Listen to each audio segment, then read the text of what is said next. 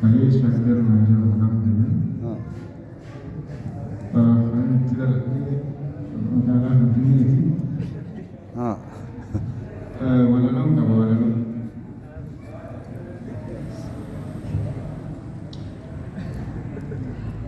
Orang berubah.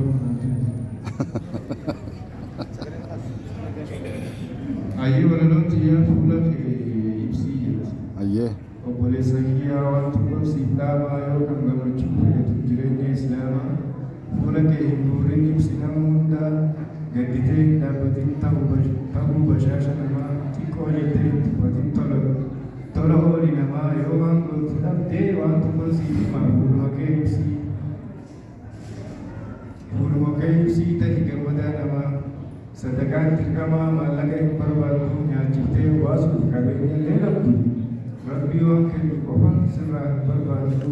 Akkan. Fuula kee namaaf dhufuun ka'ee asii qabdu. Toltutti ajajjee yoo irraa dhorkite badduu hundaa hojii keetii Rabbi biraan dhabduu jedha. Allahu Akbar.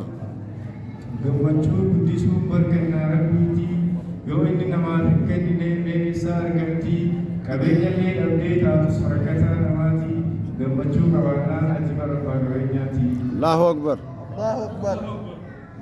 Dunyaan hin caaltu ibnana fuulaati.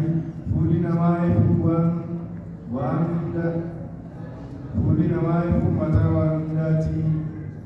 Fayyuma haa taatu fayyadamuu qabdu.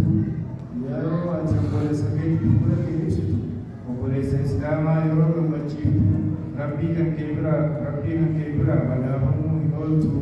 Keenyaa guddattuu feetu isaanii qaattu atummaan iyyannaan nama goituu jedha. Allahu Akbar. Obboleettii xiyyaa ati yaa obboleessaa yeroo hunda hin gaddin gaddi waa balleessaa gammadii jiraadhu jiruutu murteessaa. Kolfiitii taphadhu bahi gadda keessa jiruun duniyaa kana waa tokkodha teessaa haga jirtan kana hunduu mee wal gammachiisa. Yeroo wal bira geessan fuula wal ibsaa. Allahu Akbar. Wallahi tawfiiq. Wassalaamu alaikum warahmatullahi wabarakatuh. Allahu Akbar. Takbir. Allahu Akbar. Nuruddin fuudhawa. Itti kan Nuruddin.